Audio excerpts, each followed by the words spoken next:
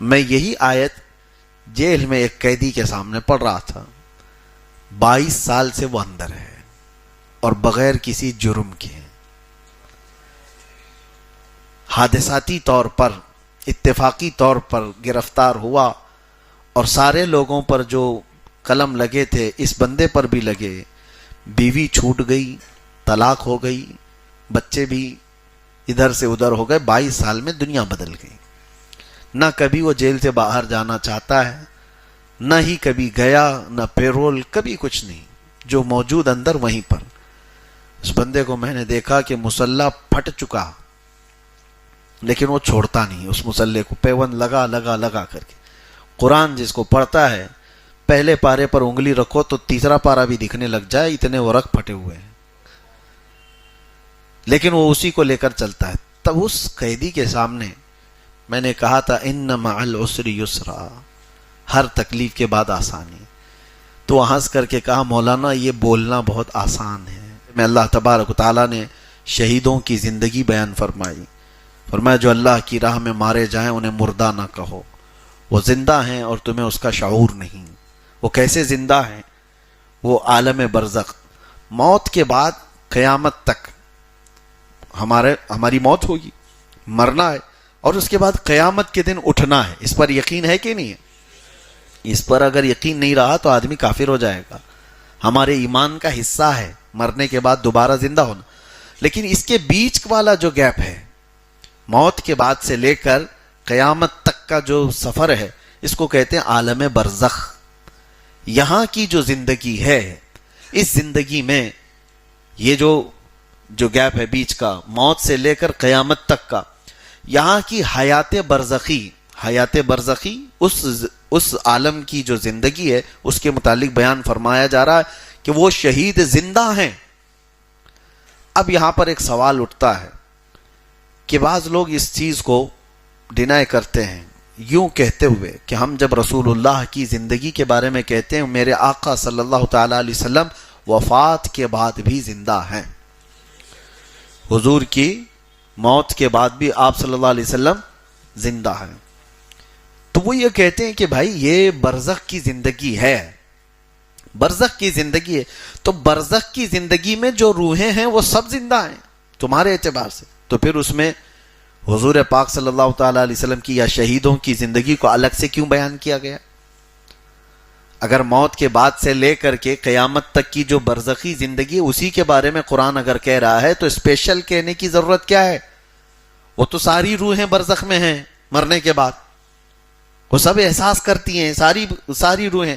حتیٰ کہ حضور صلی اللہ تعالی علیہ وسلم فرماتے ہیں کافر مردے بھی سنتے ہیں, کافر مردے بھی.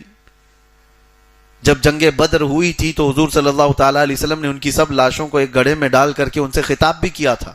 صحابہ نے پوچھا یا رسول اللہ آپ ان مردوں سے بات کر رہے ہیں؟ حضور فرماتے ہیں وہ تم سے بھی زیادہ سن رہے ہیں.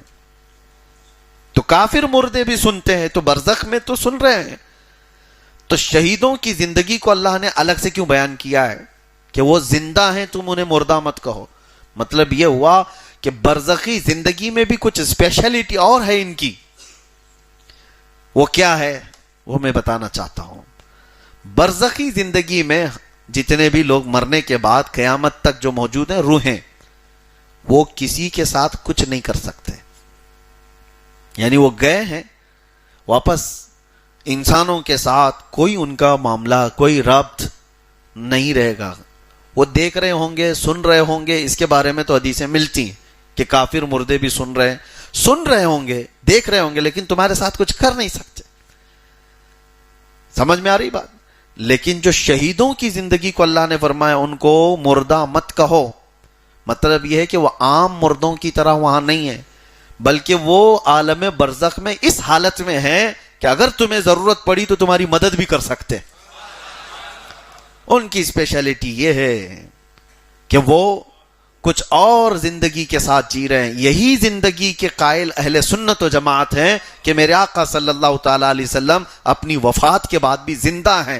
زندہ ہیں کا مطلب عام لوگوں کی طرح برزخ میں زندہ نہیں, بلکہ حضور کی خصوصیت کچھ اور ہے کہ وہ دیکھ بھی رہے ہیں اور سن بھی رہے ہیں اور ضرورت پڑے کسی کی تو مدد بھی کر رہے ہیں. یہ نقطہ آپ سمجھ کر کے چلیں. فرق ہے.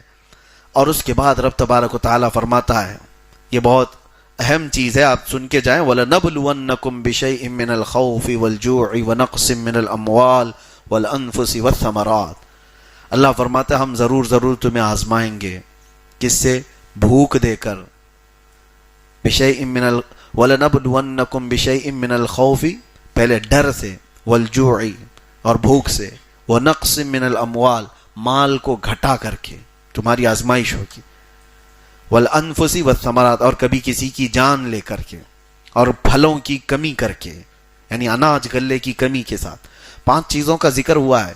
ڈر کے ذریعے سے آزمائش, ڈر اور خوف پھیل جائے گا تمہارے درمیان تو یہ تمہاری آزمائش ہے. بھوک یہ آزمائش, اللہ تعالیٰ فرماتے ہیں ہم تمہیں آزمائیں گے بھوک سے. اور کبھی کسی کی وفات ہو جائے گھر میں, کسی کی جان چلی گئی تو یہ تمہاری آزمائش کا وقت ہے. کہا گیا ہے کہ اللہ تبارک تعالیٰ فوراً فرشتوں کو بھیجتا ہے, اس گھر میں جاؤ, دیکھو اس کے بھائی کا انتقال ہوا, بہن کا انتقال ہوا, ماں کا یا بھائی باپ کا, وہ لوگ میرے بارے میں کیا کہہ رہے ہیں.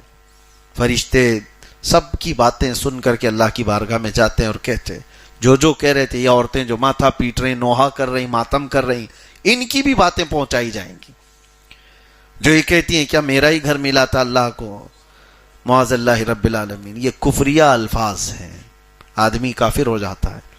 اور یہ باتیں جب فرشتے رب تعالیٰ کے حضور کہتے ہیں تو اللہ تعالیٰ فرماتا ہے تم گواہ ہو جاؤ فرشتوں, انہوں نے میرے بارے میں جیسا گمان کیا اب میں ان کے ساتھ ویسا ہی سلوک کروں گا. دوسرے کچھ وہ گھر ہوں گے جو صبر والے, استقامت والے. فرشتے ان گھروں سے بھی جا کر کے اللہ کی بارگاہ میں یوں کہیں گے کہ رب تعالیٰ ان کے گھر میں ان کے بھائی کی موت ہوئی, ماں کی یا بیٹی کی, کسی کی موت ہوئی, لیکن ہم ان کے گھر گئے تھے تو وہ صرف اتنا کہہ رہے تھے انا للہ و انا الیہ راجعون. ان کے ہاں شکایتیں نہیں تھیں. تو رب تعالیٰ فرماتا ہے فرشتوں تم گواہ ہو جاؤ, ان کے گھر سے میں نے ایک جان لیا, اس سے بہتر نعمت ان کو ان کے گھر میں عطا کروں گا. ان کو نعم البدل دیا جائے گا. بیماری پر بھی فرمایا گیا بیمار بندہ کیا کہتا ہے, فرشتے سن کر اللہ کی بارگاہ میں عرض کرتے, اگر صبر و استقامت کی باتیں کر رہا تھا تو رب تعالیٰ فرماتا ہے فرشتوں اس سے بہتر خون اس کے جسم میں دوں گا, اس سے بہتر گوشت اسے عطا کروں گا. بیماری, یہ صبر اور یہ آزمائش کے وقت ہوتے ہیں. یہ ہمارے لیے بولنا بہت آسان ہے, پریکٹیکلی بہت مشکل ہو جاتا ہے. میں نے ایک آیت جو ہم ہمیشہ پڑھتے ہیں ان مع العسر, یہ آیت 2 بار آئی ہے, ان مع العسر یسرا, سورہ علم نشرہ میں ہے, جس کا مطلب ہے ہر تکلیف کے بعد ایک آسانی نہیں 2 آسانی ہیں. مفسرین نے فرمایا یہ آیت 2 بار آئی ہے, ہر تکلیف کے بعد 2 آسانیاں ہیں. تم تکلیف میں نہیں ہو, سمجھ میں نہیں آ رہا ہے, جس پر تکلیف ہوتی ہے اس سے جب کہا جائے تو جھنجلا جاتا ہے کہ کب آئے گی وہ. میں یہی آیت جیل میں ایک قیدی کے سامنے پڑھ رہا تھا, 22 سال سے وہ اندر ہے اور بغیر کسی جرم کے, حادثاتی طور پر اتفاقی طور پر گرفتار ہوا, اور سارے لوگوں پر جو قلم لگے تھے اس بندے پر بھی لگے. بیوی چھوٹ گئی, طلاق ہو گئی, بچے بھی ادھر سے ادھر ہو گئے. 22 سال میں دنیا بدل گئی. نہ کبھی وہ جیل سے باہر جانا چاہتا ہے, نہ ہی کبھی گیا, نہ پیرول, کبھی کچھ نہیں, جو موجود اندر وہیں پر. اس بندے کو میں نے دیکھا کہ مسلح پھٹ چکا, لیکن وہ چھوڑتا نہیں اس مسلح کو, پیوند لگا لگا لگا کر کے. قرآن جس کو پڑھتا ہے پہلے پارے پر انگلی رکھو تو تیسرا پارا بھی دکھنے لگ جائے, اتنے وہ رگ پھٹے ہوئے ہیں, لیکن وہ اسی کو لے کر چلتا ہے. تب اس قیدی کے سامنے میں نے کہا تھا ان مع العسر یسرا, ہر تکلیف کے بعد آسانی. تو وہ ہنس کر کے کہا مولانا یہ بولنا بہت آسان ہے, ہم تو 22 سال سے انتظار کر رہے ہیں کہ وہ تکلیف کے بعد آسانیاں آئیں گی کیسے. ظاہر سی بات ہے, جھنجھوڑنے والی بات ہے, لاجواب کرنے والی بات. ہم خود پریشان تھے, تسلی کے لیے کہا, لیکن بعد میں اس بابا نے مجھے خود کہا آپ گھبرائیے مت, آپ کو کاؤنٹر کرنے کے لیے میں نے نہیں کہا, آپ کو لاجواب کرنے کے لیے نہیں کہا. اگر اس آیت کا انکار کرنا ہی ہوتا تو میں قرآن اور مصلی لے کر 22 سال سے بیٹھا نہیں ہوتا, ورنہ میں بھی کافر ہو گیا ہوتا. انتظار تو ہے, لیکن ہمارے بڑوں نے ہمیں یہ سکھایا ہے کہ اللہ کا جو وعدہ ہے, اللہ کا جو وعدہ ہے وہ خلاف ہو ہی نہیں سکتا. لیکن یہ تھوڑی نہ ہے, اللہ نے فرمایا ہر تکلیف کے بعد 2 آسانی ابھی دے دوں گا, کل دے دوں گا, یا تیری جیسی مرضی ہے ویسے دوں گا. نہیں, بلکہ اللہ تعالیٰ اس کی جیسی مرضی ہوگی ویسی آسانی دے گا, اور پھر اس کی مرضی بندے کی مرضی سے کروڑوں درجے افضل, بہت افضل. اور جب اس نے فرمایا ہے کہ ہر تکلیف کے بعد آسانی دوں گا, تو میرا یقین ہے یہاں نہیں ملے گی تو آخرت میں ملے گی, یہاں نہیں ملے گی تو آخرت میں ملے گی. زندگی تو یوں بھی گزرنا ہے, گھر میں ہوتا تو بھی گزرتی, اندر ہے تو بھی گزر رہی ہے. مرنا تو ہے ہی اس دار فانی سے, لیکن جس آسانی کا رب نے وعدہ کیا وہ کہیں نہیں جائے گی. اگر دنیا میں مل گئی تو ٹھیک ہے, نہیں تو اس کا وعدہ برحق ہے, آخرت میں تو مل کے رہے گی. اور ہو سکتا ہے رب تبارک و تعالی ہمارے متعلق یہ فیصلہ فرمایا ہو کہ اس کو وہاں آسانی کی زیادہ ضرورت ہے, جہاں لوگ نفسا نفسی کے عالم میں ہوں. وہاں جب رب تبارک و تعالی فرمائے کہ بندے تو 25 سال میرے لیے قید کی زندگی گزار کر کے آیا, اب آ تجھے بغیر حساب کے جنت دیتا ہوں, تو یہ آسانی اس سے بڑھ کر کے اور کیا چاہیے. جب محشر میں بڑے بڑے متقی لرز رہے ہوں, پریشان ہوں, نمازوں والے, حج والے ڈر رہے ہوں, کپ کپا رہے ہوں, وہاں جب رب تبارک و تعالیٰ کسی کو پکار کر کہے تو نے جو تکلیفیں دنیا میں اٹھائی تھی, میں نے وعدہ کیا تھا ہر تکلیف کے بعد آسانی, دنیا میں نہیں دیا, یہاں دیتا ہوں, تیرا حساب نہیں ہوگا. اس سے بڑھ کر کے کوئی اور آسانی ہے؟ تو اسی لیے اللہ تبارک و تعالیٰ نے جو فرمایا اس سے آس لگا کر کے رہیں. اگر تکلیفوں کے بعد ہماری آسانی یہاں نہیں ملی تو گھبرانے کی ضرورت نہیں. کہاں ہے قرآن کا وعدہ, نہیں آتی آسانی, پریشانی کی پریشانی, پریشانی کی پریشانی, صبر رکھو. رب تبارک و تعالیٰ ہمارے حق میں زیادہ بہتر جانتا ہے کہ وہ آسانی ہمیں کہاں ملنا چاہیے. اور ایک بات بتاؤں, چلو آپ تو چاہتے ہیں کہ یہی آسانی مل جائے, میں ٹھوکر کھایا ہوں, نقصان اٹھایا ہوں, بڑی پریشانی میں ہوں, اور اللہ فرما رہا ہے ایک تکلیف